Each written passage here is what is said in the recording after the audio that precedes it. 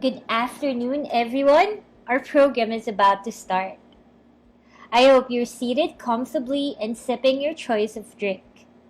Before we officially start, we would like to thank our sponsors, Boysen and EEZ Coatings, for making this webinar possible. Thank you guys for your partnership and support. We would also like to share a couple of house rules to ensure a smooth event flow. House rule number 1. If you get disconnected, please use the same link in getting back in. If you get disconnected completely, don't worry. This will be available in the next 24 hours and we will make sure that we also upload it on YouTube. Number 2. We won't have a live Q&A today. In the previous webinar, we noticed that there's just not enough time to answer all questions. We now understand that we will be needing more time to mull over the topics discussed and allow more time for consultation with Architect Ronnie.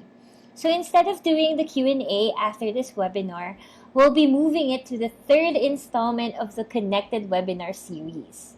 Details will be announced soon on the DNC Magazine Facebook page. I hope you're excited for this because this will now be your chance to ask all the questions you have about the ebook and the discussions today.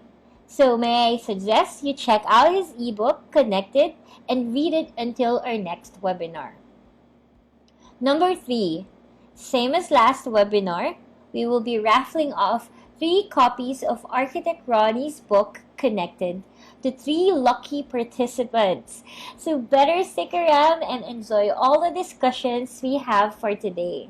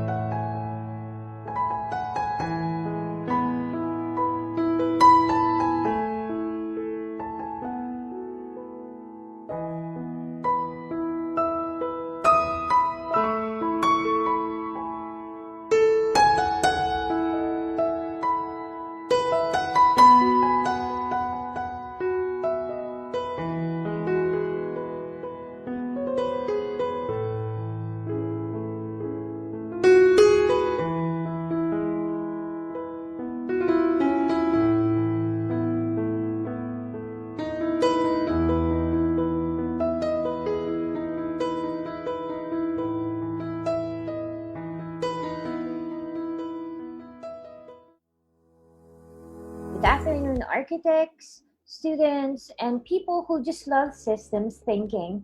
I am Leidawanan and I am your host for today's webinar. I would like to thank you all for sticking around. I know that we have um, encountered tech glitches in the previous webinar, and we really appreciate your patience and understanding. So, hopefully, today's webinar will run smoothly. We also would like to hear from you, so please type your shout out in our chat box. Please let us know from where in the country or the world you're watching. While you're doing that, I would like to tell you a little bit more about our guest speaker for today, Architect Ronnie. Let me just read my notes. Architect Ronnie Umang is a licensed architect and an environmental planner.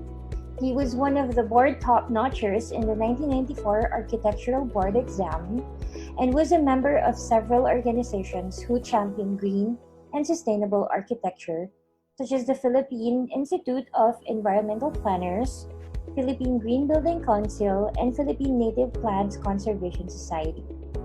He also held positions in the United Architects of the Philippines, or UAP, back in 2017 and 2018. He is currently the president and CEO of Humang Design Construction and Development Co. and Hoya Garden Corp. He wrote a book entitled Connected Regenerative Architecture Systems Thinking, from where we base our discussions for today.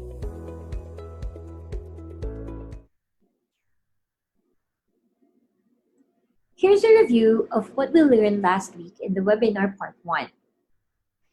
Number 1, we have learned the difference between green architecture and regenerative architecture. Green architecture is all about reduction and doing less harm. On the other hand, regenerative architecture is replenishing what we have consumed. It's a kind of architecture that heals the damages brought about by our practice of building using finite resources like concrete. Number 2, we also discussed Anthropocene, coined as the sixth mass extinction of life. This contributes to ecological imbalances that causes pandemics such as COVID-19. Our situation has radically changed, and this change requires a new worldview or paradigm. This worldview should center on replenishing the Earth's lost resources by developing what we call regenerative consciousness. Number 3, we develop regenerative consciousness through different ways. Number 1, we can develop it by realigning with nature's rhythm through indigenous ecological wisdom that centers on biocentrism. Number 2, we do it through frugal innovations, which involve eliminating the elitism in all innovations. And number 3, social regeneration. Some of these will be discussed in webinar part 2. So we hope you'll enjoy the discussions today. In section 2 of your book, you have discussed the importance of aligning our actions with nature's rhythm. And I think you got the point across. However, not many of us are familiar with how nature works. Can you help us understand how our living systems work? I would like to discuss about living systems design, which an architect should not create their own perception of an environment with lush landscapes just to thrive an ecosystem. Some of us to be able to have our architecture, our design will fill it out with a lot of plants, lots of trees, despite of cutting a lot of trees prior to the construction. I have experienced this before. In fact, we have this similar problem right now with huge developers that they are cutting a lot of trees, and they will, of course, after cutting these very important, very old trees, they will fill all the structures, the site development with manicured landscapes, with commercial kind of a landscape. These are exotic types of vegetations that you use, no? Which makes it really, really beautiful to the eye of the user, and they appreciate it very much, and that's the reason why these kinds of design thrive a lot. But the judgment directly influence whether the ecosystem degrades or improves over time. This requires architects to unlearn what they have been taught and learn the complex systems thinking. This includes accepting the fact that some solutions does not exclusively lie in technological advances, but instead it's a mixture of sustainable technologies and an understanding of the complex but network of relationship the building has with the underlying ecological processes of the natural system. I would like to show you an image which is a very famous tourist destination down south in Visayas. How many of you are familiar on this place? Okay, the graphic shows you a man-made forest in Bilar, Bohol. This is actually a 10-hectare massive reforested mahogany, all mahogany, which is actually an invasive species, which these species turn the place into a biodiversity dead zone. There may be insects, there may be snake or birds, but they don't nest there. They don't have food there. It is not their habitat. In fact, one of the audience, when I gave this talk, told me that they saw snakes in that part of one area of that man-made forest. I believe the reason why they are there is because they feel safe. They feel safe. They don't have a predator there. But truth of the matter is they will go out, they will leave this place because they don't have food. They will search for food. In fact, you won't be able to see any tarsier, which is endemic to that place. Tarsier is a very important part of that ecosystem. In fact, you won't be able to see it on any parts of the world. No? Please look closely on the forest floor.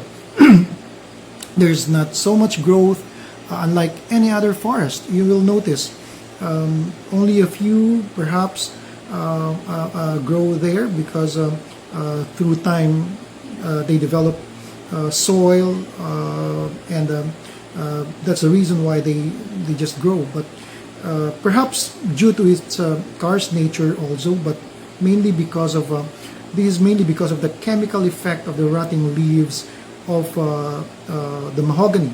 It kills the soil, nutrients, and other substrate of the living organisms under that soil. So it's very, very important to understand which kind of trees are you planting. The ecological balance, once disturbed, plants and other living organisms on the food chain begin to die. It is imminent to recognize the value of native species of both flora and fauna of the specific place. We cannot just occupy and displace those biotic species and abiotic components of the environment. In fact, before we start designing, we need to specifically know what are the species that live there, what are the species that thrive there, what are the migratory species that goes there, and why are they there, before we can even start designing for the place. As I have mentioned earlier, we cannot just go in and tell the place that this becomes your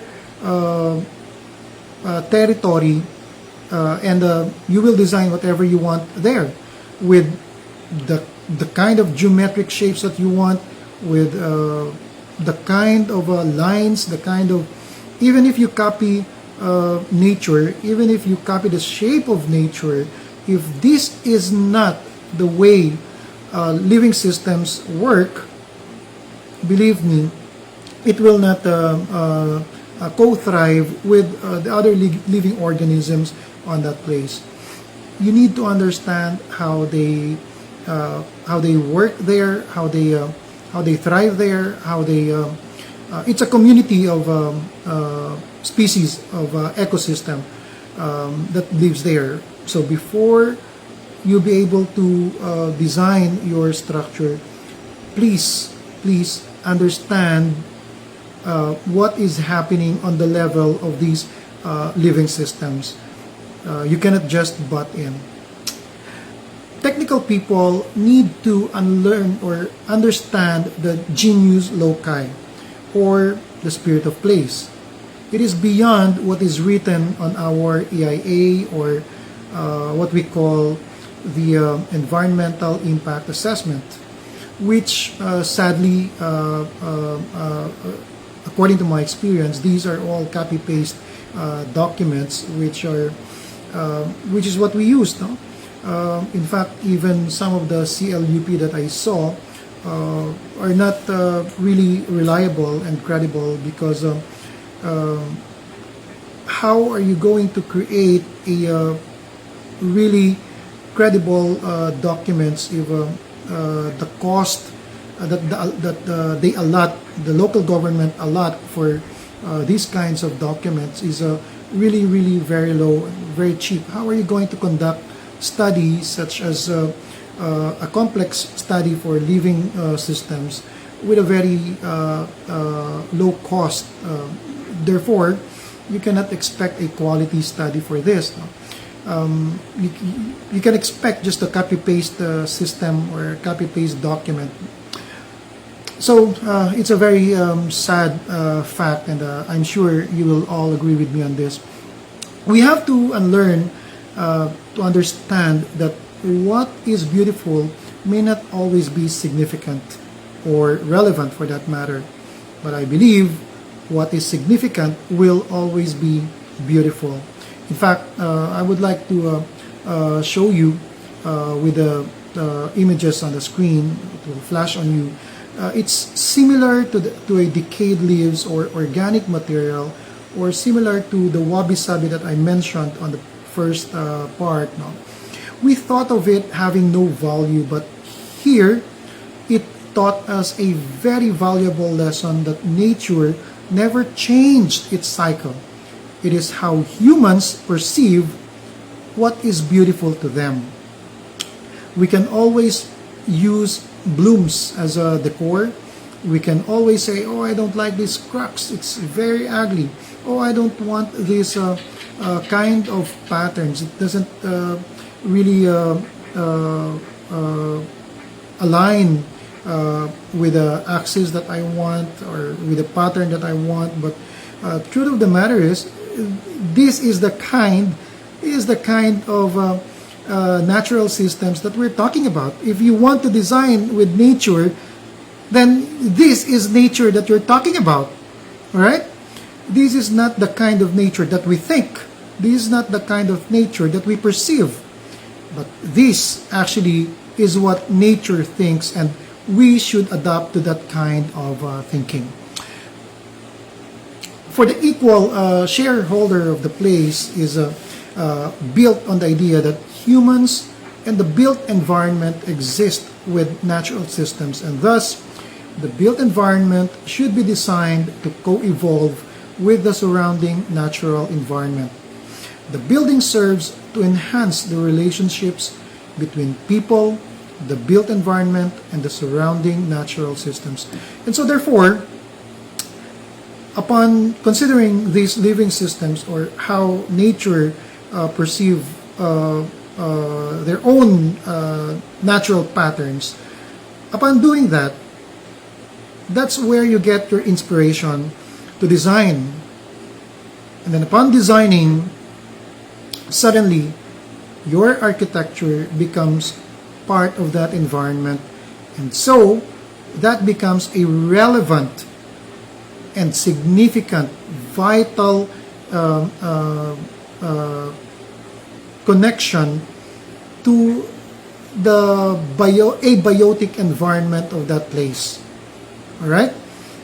It's very important that you really understand what's happening on that place to be able to design the kind of architecture that will adapt to that place. And this is, I can only see this from the indigenous people, the way they design, the way they construct their communities, the way they construct their houses. And that's the very reason why I included that into this topic, the heritable indigenous knowledge, because this is really, their knowledge is really very vital to what we want to achieve. Thank you very much, Lane. Some of our viewers raised this question in the previous webinar. How can we correct our malpractice here in our country? What can we as a community and what can our government leaders do to ensure mistakes of the past that led to calamities like Yolanda be avoided? Okay, for question number 6, thank you very much, Lay.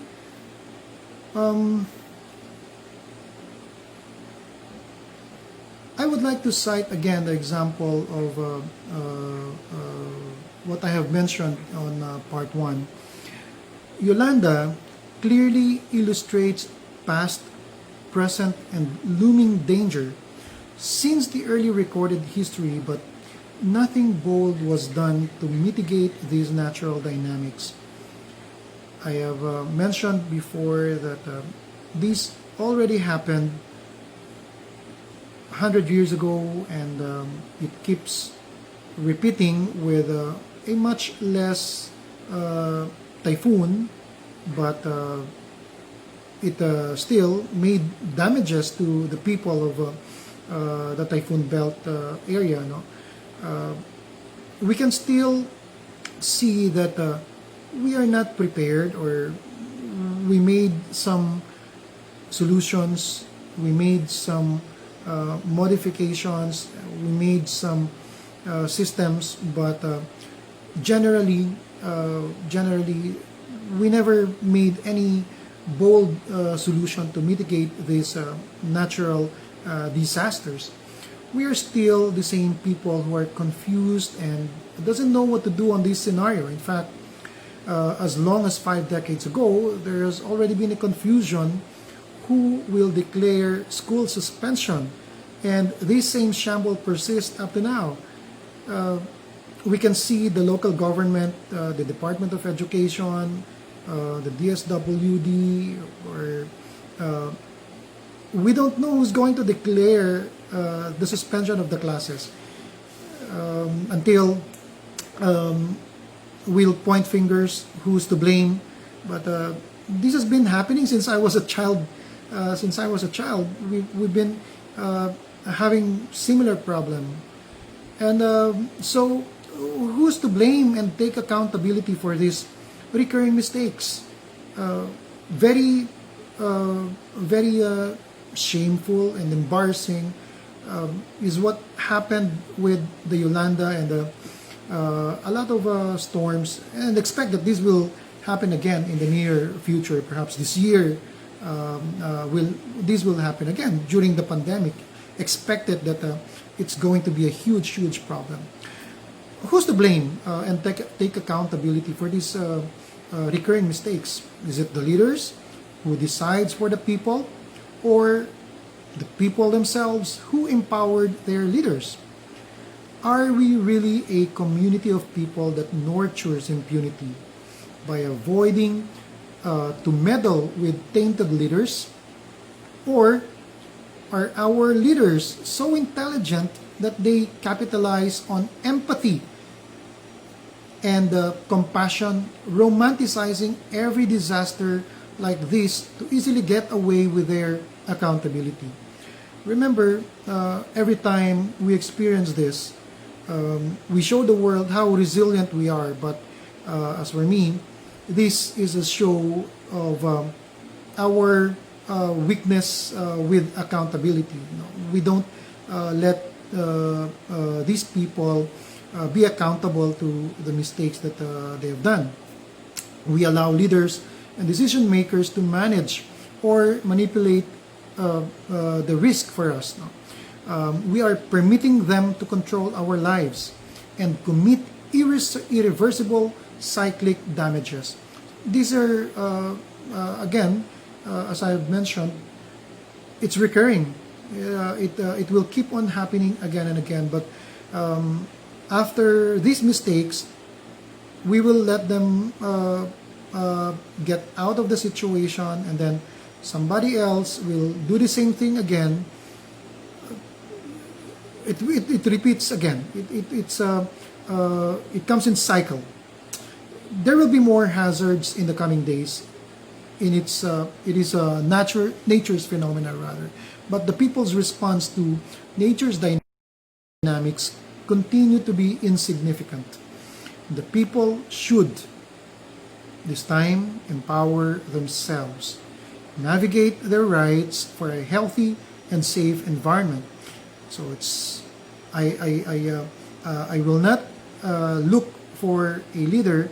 I will ask for the people to empower themselves, because they are the only ones who can save themselves, navigate their rights for a healthy and safe environment, which is equally other living organisms, the riverine that supplies the channels water, the soil that grows our food, and the trees that gives us so much are all entitled to the same privileges and rights that humans enjoy. Not because they are trees, you will just cut them. Not because they are ants, you will just step on them and kill them. Not because they are just insects, you will just shoo them away and you show them your supremacy. Again, as I have mentioned on part one, they are much more vital than humans. They are much more important than us. And so we need to be able to coexist with them. We have the moral obligation to do the right thing.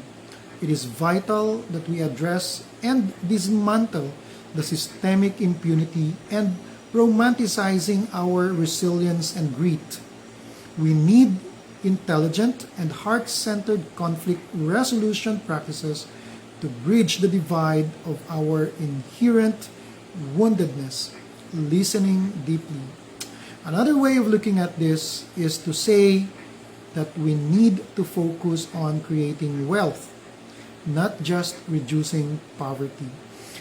What we can do is to be able to do this, we need to disperse these wealth to the grassroots, the ability to for them to earn, the ability for them to create things, which was proven by indigenous communities. As I have mentioned before, this was done and continues to be doing by the Ivatans and the Ifugao and the rest of indigenous communities. No? If they can do it, then why can't we do it? Thank you, Lay. Now that we know what went wrong, what can we do to fix it? This was discussed briefly last week. I like that you put it simply. We need to be creative and frugal in our innovations. Can you explain further? Frugal innovation was actually developed by Raju and Prabhu of India. They are students from Harvard, actually. It provides real practical examples of how we can all learn the lessons of frugality and the concept of prosumers, no? In a way that is both engaging and practical. It is also called Jugad innovation, with the Hindi meaning of an innovative fix or an improvised solution born on an ingenuity and cleverness. It is fun to see images of Jugad like what you will see on screen.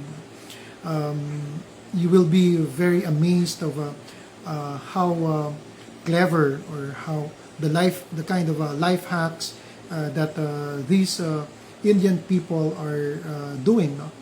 You will see on the screen an aluminum can that was converted into a shower head. Right? You can see a lot of these going around in a social media. You'll be very, very happy to see all of this. Like an Indian guy selling his own version of the Starbucks espresso, right? Very, very cheap. I'm sure that's very, very cheap. And an improvised water heater that serves its real purpose. Okay, just don't get really near by it.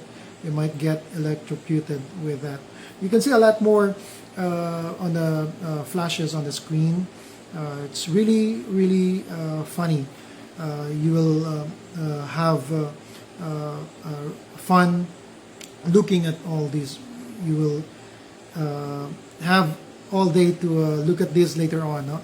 But you can laugh all day and mock them, but the truth of the matter is they are actually on the verge of changing the world.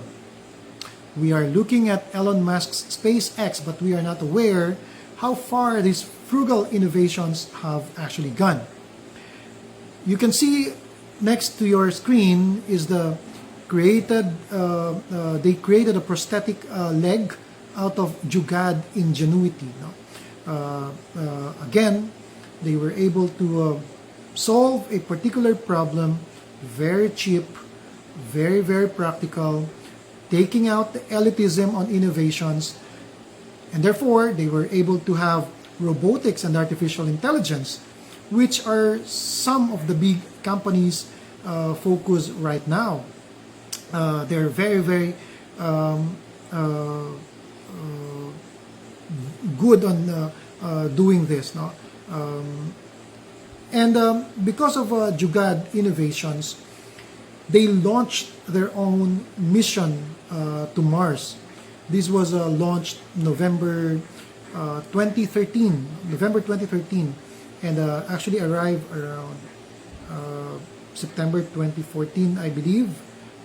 They are the first from Asia and the only country who is successful on its first try. So, Russia, the NASA, and the Europe, and next is the Indians, no? which is called the Mongolian.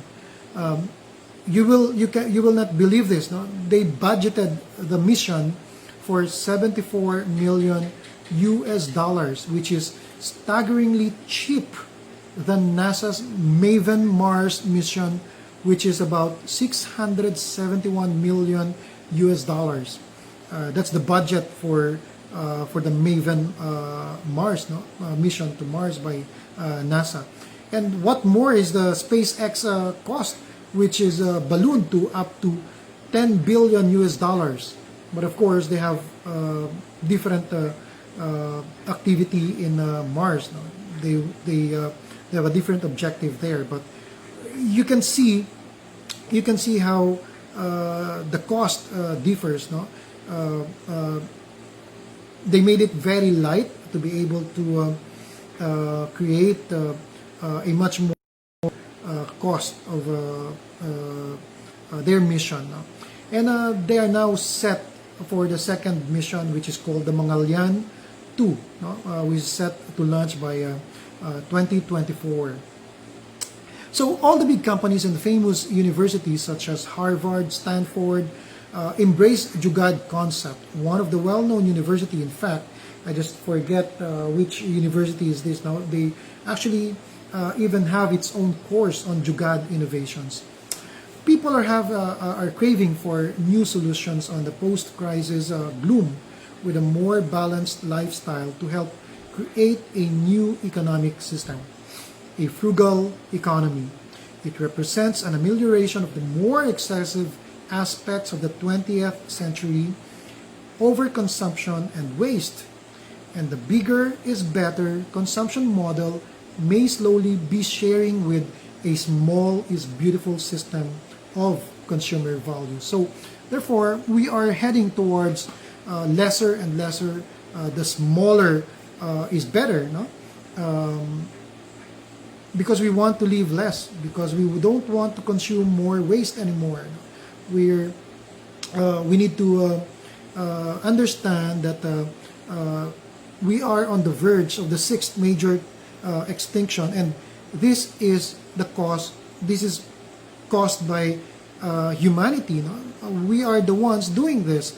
We are the ones wiping humanity, and we are aware of this. Again, I'll show you the quartzite in Russia. These are done by humans. These are done by the most intelligent humans. No? So it is only us that we can reverse this situation. And as architects and designers, we must overcome the instinct to build things the way we always build. We should build more of less, the resources and harmful to environment. We must acknowledge the destruction that we have created and take responsibility for shaping a better future. Understanding the values of resources help us to handle them with greater care and respect, thus our ability to produce more with less. Now, I would like to show you an example which was also done by the Indians, Jugad innovation. This is what you call the Cool refrigerator, which was designed by Mansukh Prajapati, made of simple clay. So this is a primitive technology costing a meager 2,000 rupees that keeps vegetables and fruits fresh without electricity. Take note, without electricity. This helps people from rural places where there is no constant supply of electricity or no supply at all to get the luxury of cold water. They are also able to store their fruits and vegetables for about 3 days. No? An earth kitchen marries the old tradition, which is the next slide image that I'll show you. I'm very engrossed right now with a kind of primitive technology, how they use these kinds of things. A good example is this earth kitchen, which actually marries the old tradition and embraces the evolving needs of man. This concept actually deprived the neoliberal capitalists of the chance to acquire more wealth, because this spread, I'm talking about creating a very expensive kitchen, using LPGs, using the supplies that you need to be able to operate these kinds of, to be able to cook. No? Now, this time, a common tao can use the same practical effect or result, and therefore this will practically reduce a very huge disparity of wealth. The very reason why there are a lot of billionaires is because of us. We allow them to do that. We use their product. We buy them. No? We keep on buying gadgets. We keep on buying cell phones, which is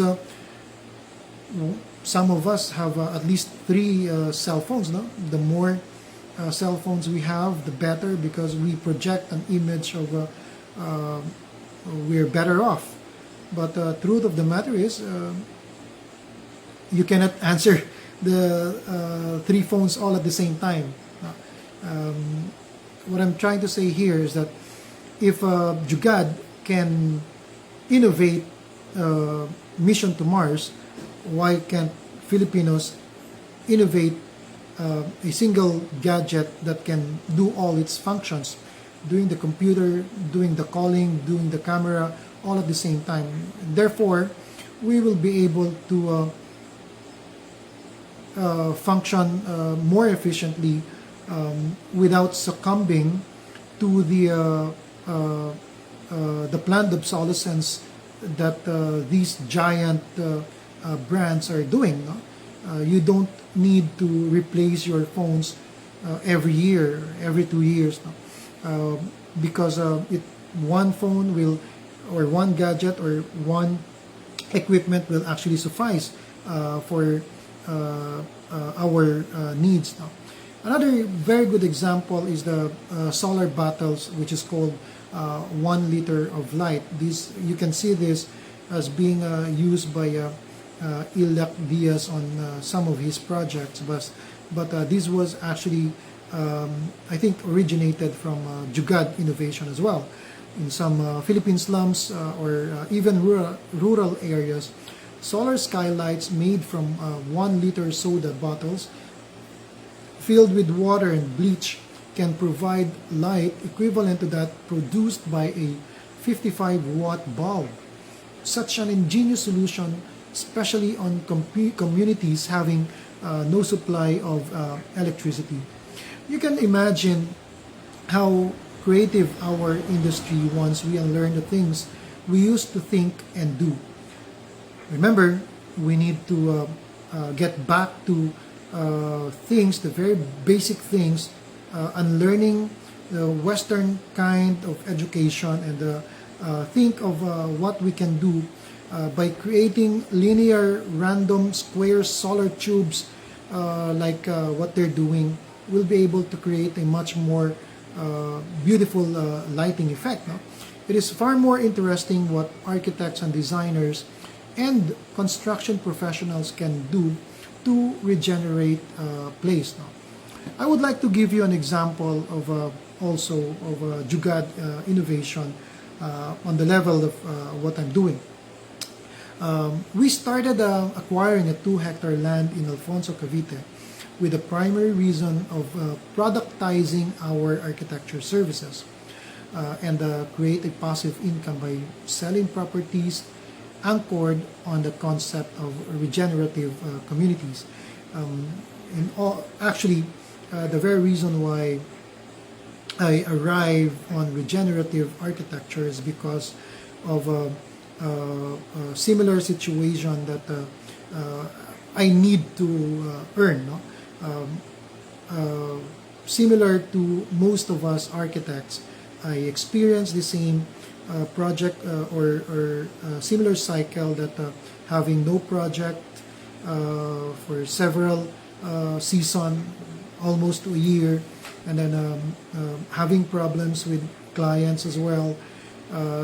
They will not pay you, they will find reasons not to pay you, and I'm sure we have common denominators on that. And so I was able to find a more prudent, a more practical solution. I told myself that I want something that whenever I give to the client, they will immediately pay me right away. So that brings me to a productized kind of architecture, a productized service now. And so we thought of going towards the landscaping contract. We plant, we buy mother plant, and then we try to grow bamboos. At the time, it's very saleable, and so that's where we focus at.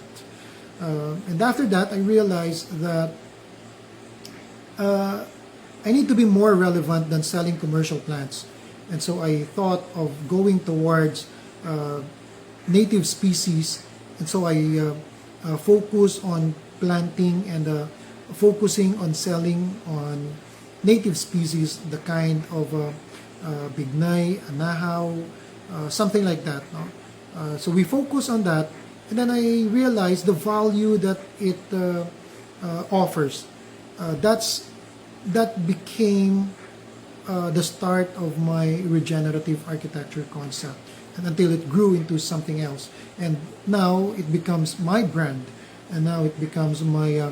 I created a competitive barrier about creating this kind of brand.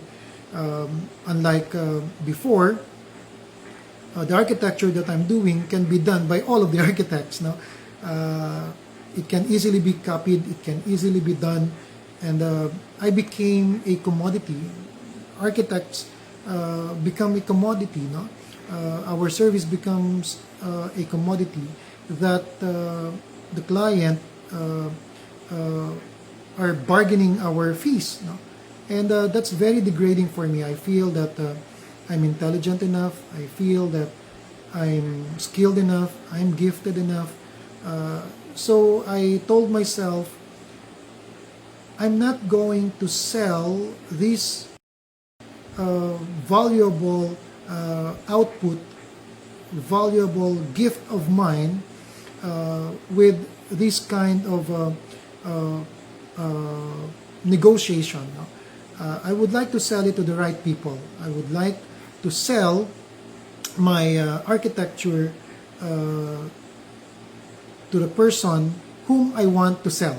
So this time, I'm the one who's going to choose whom to sell my property. So you can see on the pictures the evolution of Maca Forest Villas. How my wife and I slowly developed an old poultry farm. We were left with two large poultry superstructures and a barrack structure, which is used to store feeds and necessities for poultry operations. You can see the pictures there, the aerial view, and how we acquired the structures. And from there, I thought of made several studies prior to buying the lot, buying the property. I really want to make sure that I can sell it. I really want to make sure that it is of value to me. I'm not going to pay for this. I'm not going to get this if I'm not going to earn from it. And so, with a huge help from some of our angel investors, we were able to develop slowly and turn it into a valuable and profitable assets. The next pictures will flash how it look right now. Please take note that there is no any expensive and sophisticated materials that we use here. In fact, they are mostly considered trash. And in fact, I consider myself as have a gift on trash. No? Such an excess of corten steel was you can look at the toilet here. The sink is made of a corten steel. It's an excess from our construction site, which was turned into a custom sculpted lavatory shown on your screen. River stones and bamboos were sourced within the area and but it made a very strong statement of the sense of place. The walls and floors are left in its natural state, embracing its imperfections and turn it into a very interesting place. You can look through also the bedrooms, the pavilions, the pebble garden, and the casita, which we turned this into an Airbnb rooms, and now I'm earning. This is a very sought after place here in Alfonso. In fact, we were featured several times already on newspaper and magazines now. You can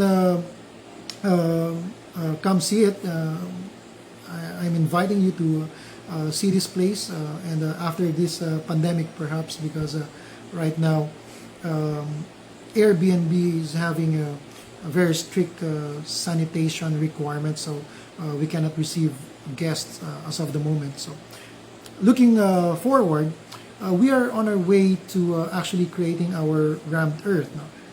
On the same place, in Maca Forest Villas, we are studying different soil characteristics and structure and made a compressed earth floor. You can see on your screen again, it is made primarily of loam, clay, and a little mixture of cement. You can forgo cement as you wish, depending on the traffic load design. This actually reduced my cost by almost 80%. 80%, including labor and materials, because the soil and the loam comes from the same place where I dig the area. I have an excess soil, lots of it, no? Despite of designing the structures according to the slope, I still have to cut some of the soil, and I discovered some clay, and I use it, no? And so I thought of using it as my part of my compressed earth floor, no? So we start using compressed earth floor in our dining hall and paving materials.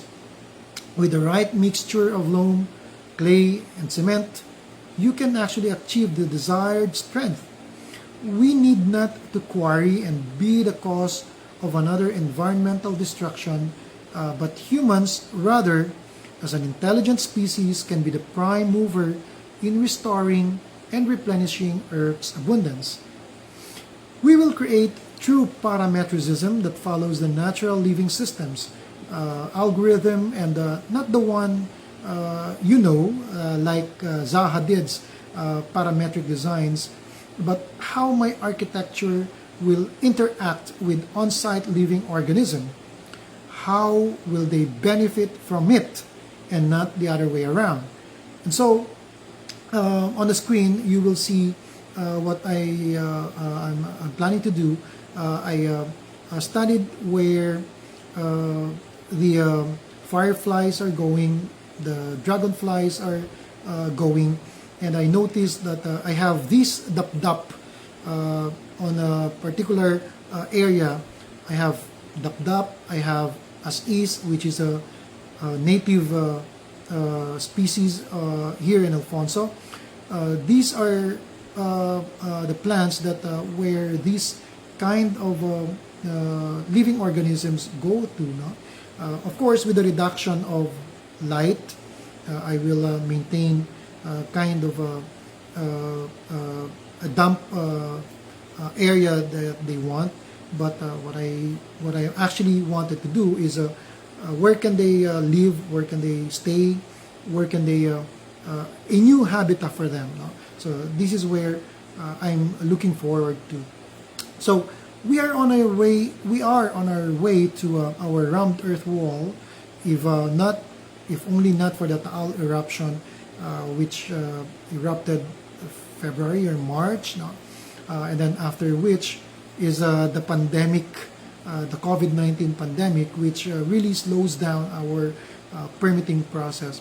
You can see on your screens an example of the rammed earth walls. These rammed earth walls are 500-meter thick, rammed, compacted, either using manually or an equipment. You have the options of doing so, but since we will have it tested, we will need an equipment for this now. And so with this, you'll be able to create our first ever rammed earth house, which is also located here in Tagaytay. We're lucky to have a client who really wanted to have this kind of architecture and believe on the kind of advocacy that we are doing right now. No? So it really takes the kind of a client to have your kind of architecture. So you choose wisely when to use that scarce and non-renewable sand, gravel, and cement. We need not use cement all the time. If you don't need a very strong uh, pavement, just use clay, loam, and a little cement for binder. But actually, cement will do. In fact, I was able to create a pond using a primitive technology. My pond is I only use clay. No? In fact, the clay that I use, this is my trade secret actually, but I'm going to share it with you. I use the termite hill, which is made of pure clay. You know? So that's what I use on this pond. But on my first try, it was a fail because there are a lot more earthworms are coming out of it. But I'm still improving it by creating a much more thicker clay. No, about we tried about 4 inches, but this time I'll try for 6 inches up to 12 inches.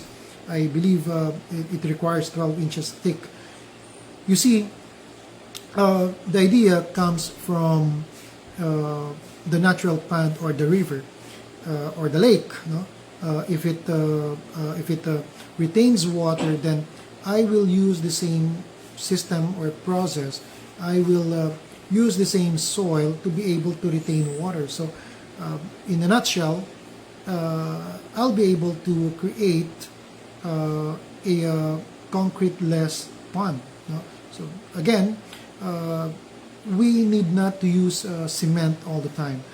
Almost, in fact, I mentioned earlier, almost 65% to 75% of structures in our country are residential. So you can imagine half of this number will refrain from using cement and use regenerative materials such as rammed earth or engineered timber, similar to how the US and other developed countries build their house. And it will surely be a great relief to our environment. No? This certainly is a huge reduction in carbon emissions as well. So, in a nutshell, frugal innovation is more than a strategy. It denotes a new frame of mind, one that sees resource constraints as an opportunity and not a liability. Thank you very much, Leigh. This is my last question, architect. Aside from these frugal innovations, you also discussed a radical way of modeling our businesses. Can we now talk about the regenerative business model? Well, new business models are developing innovations from linear to circular model to reduce waste, but brand strategy or advocacy, many companies are forced to improve value chain and develop more competitive advantage nowadays. Now, regenerative business model is broader than just a product. The whole systems thinking validates the process along the value chain and find ways to improve its competitive advantage. Now, what am I talking about? Despite of the circular model that we're embracing right now, regenerative business model is actually thinking of how how are we going to make this process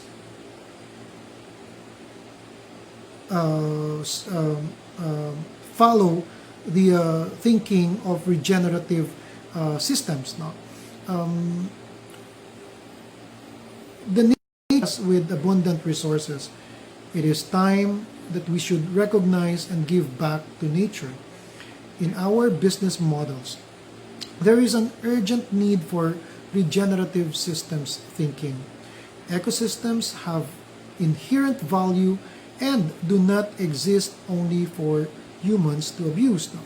Let us reduce the usage of fossil materials and energy as much as possible and opt for a healthier, renewable resources. We need to give up incorrigible excessive production of materials ending up as a monstrous waste. The knowledge of architecture and allied engineering essentially covets linkage to ecologists, indigenous knowledge, botanists, real estate broker, forester, biologists, farmer, entomologists, artisans, and craftsmen, otherwise isolated itself and produced egregious results where we are right now. Our situation now requires a so-called generalist, a regenerative practitioner, no? A regenerative systems thinking of rethinking new methods of design, production, distribution, and circularity along the value chain, in contrast to the traditional linear production in which products are designed, built, sold, and consumed, and end up in landfills. No? A better option, circularity, reuses discarded materials and put value to waste. It has to be systemic, starting from the conceptual and design stage, assessing the production flow. Which leads us to the so-called some of the stranded asset as investment. Actually, no. We have some of this currently. I'm going to give an example later on.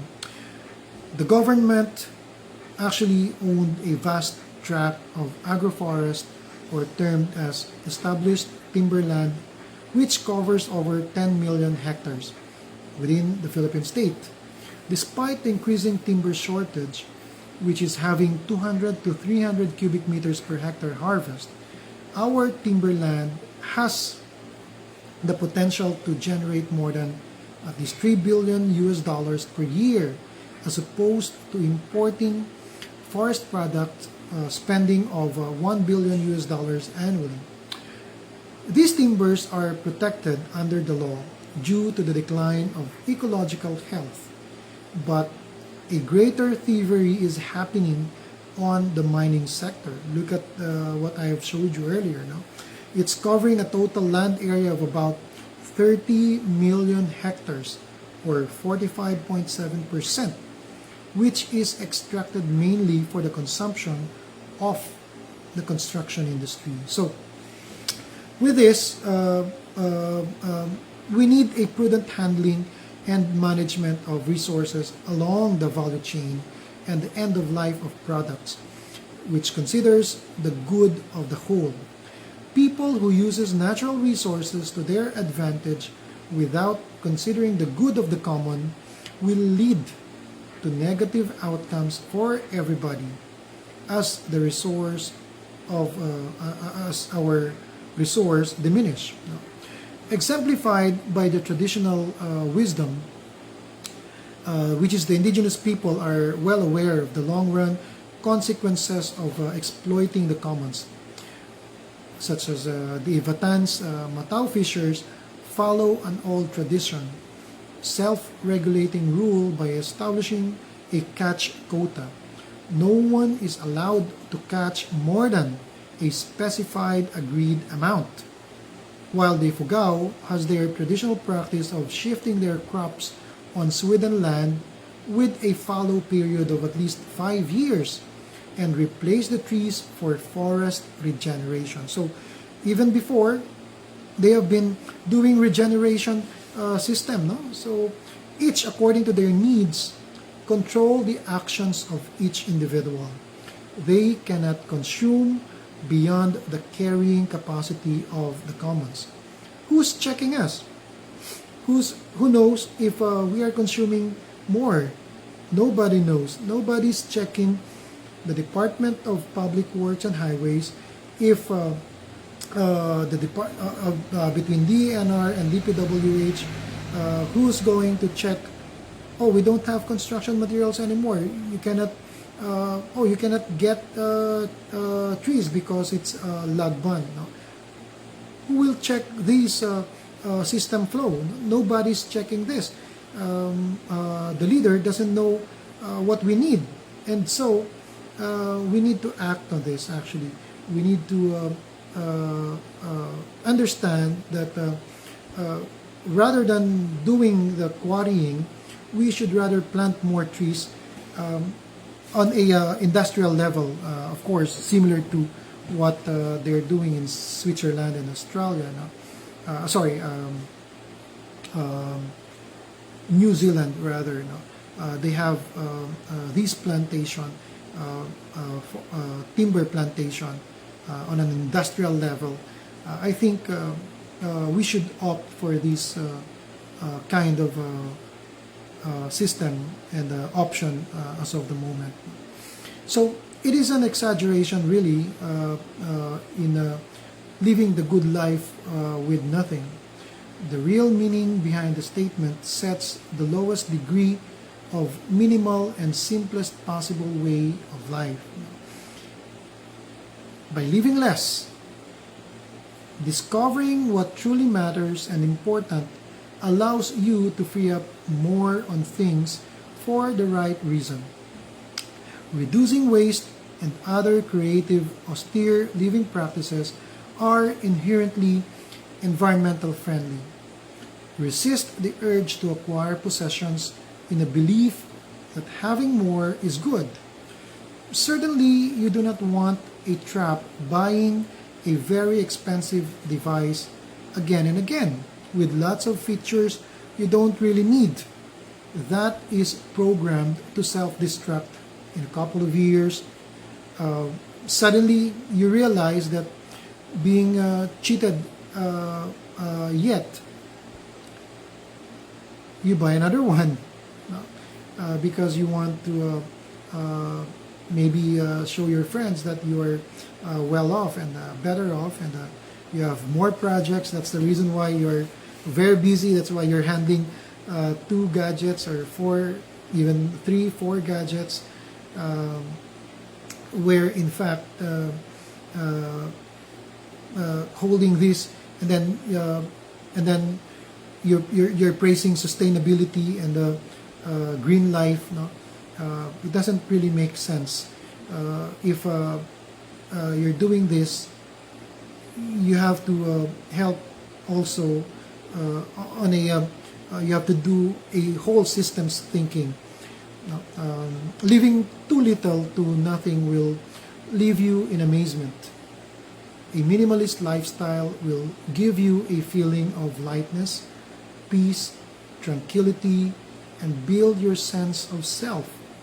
Nothingness is a virtue. It will unleash the most innovative solution in order to thrive.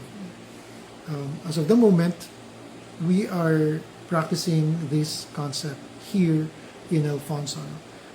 We live less. We live in the forest. We live according to what you want. There's no pollution. We have lots of oxygen. Actually, in fact, the trees are giving you the kind of life that I want. And so, in a nutshell, these regenerative architecture systems thinking will give us time to reflect, will give us time to think about what is important to us and how important humans on Earth. We need each other to be able to live a much more longer time on Earth. We need to coexist with other living organisms, or else they will be the one to wipe us out. Look at this the dengue, look at other zoonotic diseases. These are so-called non-powerful species, and yet it causes a lot of damage to humans. It can wipe out the whole of humanity, in fact. And so we need to realize that regenerative architecture is not a label. This is not another one of that isms which we are used to when we were in college, actually. This is not a trend. This is actually a matter of life survival of humanity.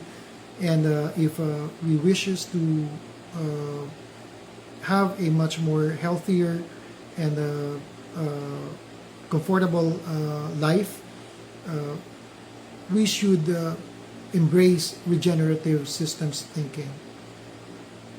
And so, I would like to thank you all for listening, for joining us on this webinar. I hope that you learned a lot, and you can email me, you can ask questions.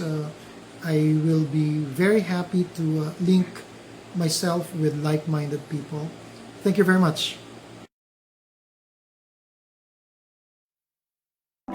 How do you face your problem when the problem is your facade? Expensive facade lifts are not necessary with the Construct range of products. Use Construct Permaplast to correct surface imperfections. Apply with high-performance acrylic skim coat for that even and smooth concrete surface.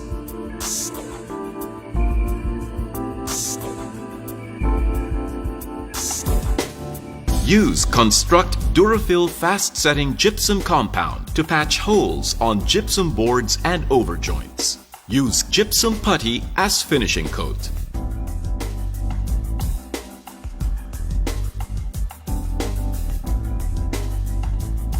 And use Construct Tileworks all-purpose tile adhesive to install and fix ceramic tiles on horizontal or vertical concrete surfaces. And with all that, you're ready for your facade paint. With Boysense Construct products, beauty and perfection are never skin deep.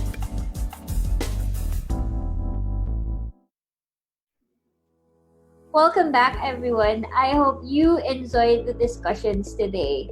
Isn't that mind-blowing? I hope you enjoyed them and learned a lot from Architect Ronnie. Architect Ronnie, thank you so much for discussing frugal innovations in living systems. Everyone, as mentioned before, we won't have Q&A today. Unfortunately, we really need to allot more time for that because we know you have a lot of questions. Instead, please save your questions for the next webinar. So this is the third installment of the Connected Webinar series. Details will be posted on the DNC Magazine official Facebook page soon. Before we start with our raffle, I would like to thank our sponsors again, Boysen and EEC Coatings. Thank you so much for making this event and webinar possible. You guys are the best. In the stillness of the night, each person's hope to realize his dream continues to smolder even in sleep. A dream of a brighter future. A dream of a cleaner world for our children. A dream to fly high. We see you. This is our vision, that together we soar. The Filipino family's needs for their living and working environments are fast evolving. Every step you take, we are there to offer solutions. Our continuous innovation is underscored by our steadfast commitment to support you in your efforts to improve your homes and workspaces.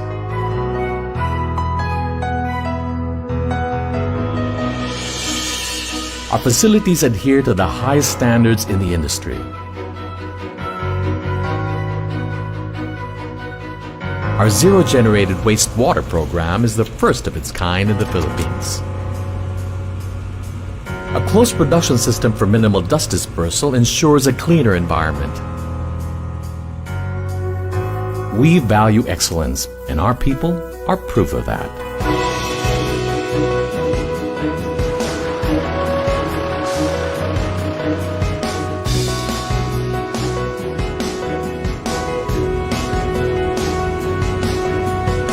We provide lead-free, low VOC and odorless products that contain innovative ingredients to improve their performance.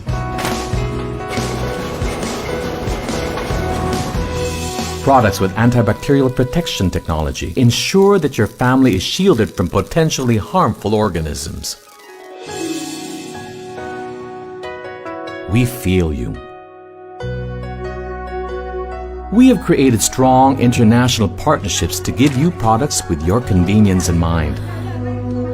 Like paint with Teflon surface protector technology for walls that are easy to clean.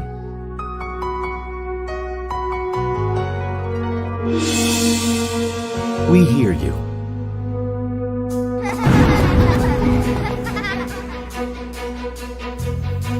For the rainy season, our water-based roof paint will protect you, and you can rest in the knowledge that you and your loved ones will be safe in a dry haven when the heavens pour.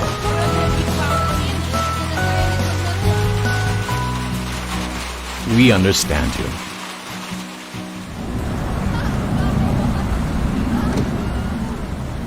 We have a heat-reflective roof coating. It keeps surface temperatures cool, which brings down your energy costs. Our water-based paint provides excellent hiding.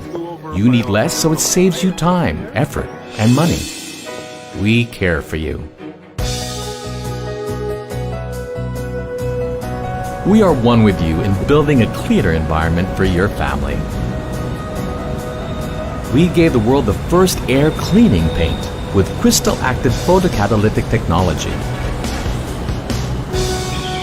We share the Filipino spirit of wanting a better future for our families.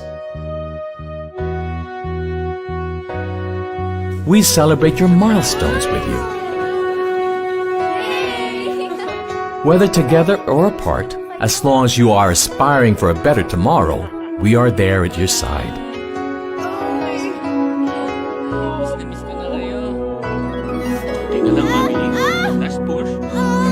And we are committed to the country's future generation. We are one with you.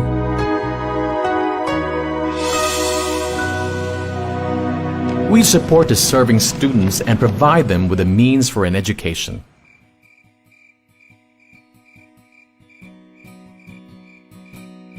Even our country's wildlife, they too need help. We support you. Across the nation and beyond, we continue to explore new horizons with cutting-edge technology providers. We tirelessly offer you the best solutions to every unique situation. In all aspects, we strive to think ahead of you, the Filipino family, and provide answers to your questions and needs on the home and workspaces that you inhabit.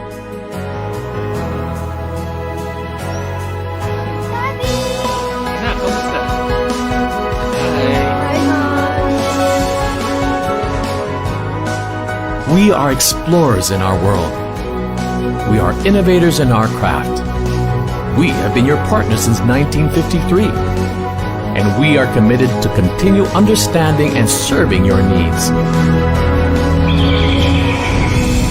Because we are Boyson.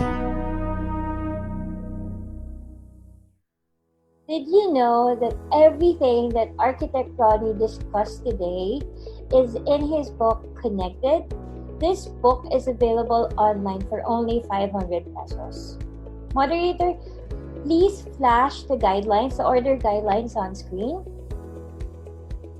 You can avail of this book in 4 easy steps. Number 1, visit the official Facebook page of Connected and fill out the registration form there. You can email that to connected_rast@yahoo.com. Number 2, follow the payment instructions and email the proof of payment to the mentioned email address. Number 3, you will then receive a payment confirmation with a link to the ebook. Number 4, download the ebook and be connected. Easy, right? I mentioned earlier too that we will be giving away 3 free copies of the connected ebook to anyone who can answer our questions.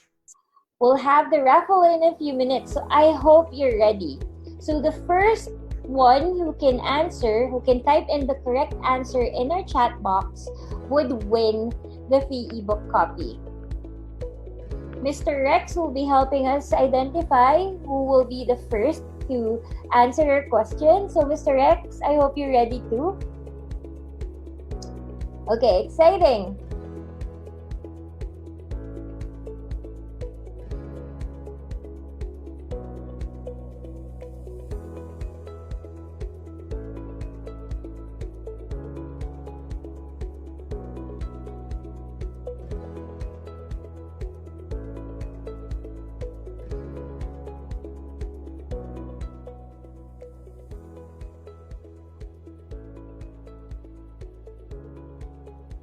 Okay, so raffle time. I hope you guys are ready. I hope you prepared your keyboards and your notes. We have 3 books to give away. So I hope you can answer as quickly as you can. So we have 2 fill in the blank questions, and the third one is just a simple question that you can answer. It's just one word, okay? Are you all ready? Can I get a yes in the chat box? Okay, Mr. Rex will be helping us identify who will win, or in this case, who typed the correct answer first. Okay, first question. This is a fill-in-the-blank question. Do God innovations eliminate the blank in all innovations? I repeat. The question is, do God innovations eliminate the blank in all innovations? Type in your answers now.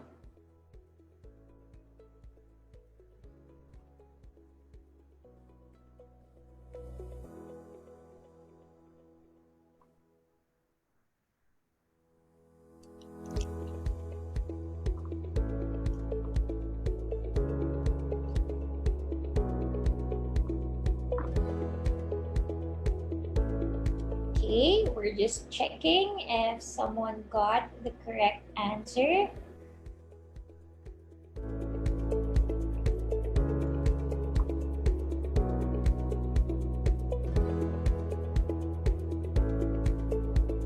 Okay, someone won already. Okay, can I get the name, Mr. Rex? Can I get the name?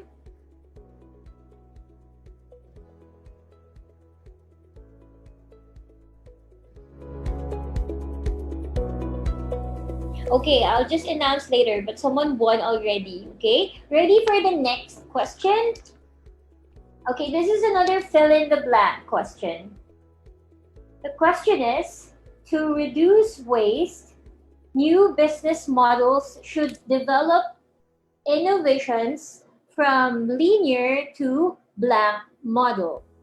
Again, to reduce waste, new business models should develop innovations from linear to blank model.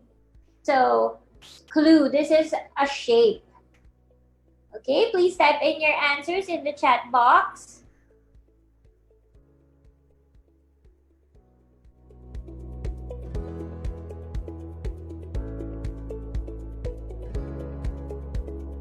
Okay, we're just checking now who won.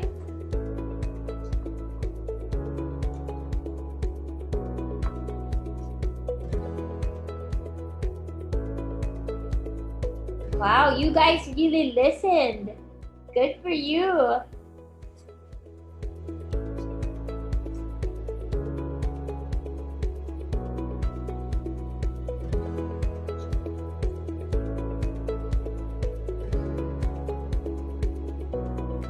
Okay. While we're identifying who got the answer first for the second question, The winner, the one who got the answer for the first question is Andrew Justiniano. Thank you, Andrew, and congratulations. We will contact you soon where you'll get the ebook copy of Connected. Okay, we have a winner. The one who got the second question right is Jacobsen Montoya. Are you there, Jacobsen? Thank you for answering it and congratulations. Okay, are you guys ready for the third and final question for today? Okay. This is very simple and I think many will get this right. This was discussed in the latter part of the program. This rustic bed and breakfast in Alfonso, Tagaytay is designed and owned by architect Ronnie Yumang. The forest villa is named after a Tagalog word which means where good spirits reside. It was designed using regenerative architecture systems thinking and serves dishes using ingredients from its forest. I hope it opens up soon after the pandemic because many people will flock that after learning a lot about regenerative architecture. Please type in your correct answers now. Again, this rustic bed and breakfast in Alfonso, Tagaytay is designed and owned by architect Ronnie Yumang. The forest villa is named after a Tagalog word which means where good spirits reside. It was designed using regenerative architecture and serves dishes using ingredients from its forest. Okay, let's review the correct answers. So for number one, the correct answer there, the one that Andrew answered correctly, Jugad Innovations eliminates the elitism in all innovations. Number two, to reduce waste, new business models should develop innovations from linear to circular model. And then the third one, this rustic bed and breakfast in Alfonso, Tagaytay is designed and owned by architect Ronnie Yumang using regenerative architecture systems thinking. This is called Maca Forest Villa. If you answered Maca, then that's correct. Okay, congratulations to our three winners. So we have Andrew, who got Andrew Justiniano. The second one is Jacobsen Montoya. And then the third winner is Melandro Eniseo Pabalan. I hope I pronounced that right. Congratulations, Andrew, Jacobsen, and Melandro. Thank you for taking down your notes and thank you for listening today.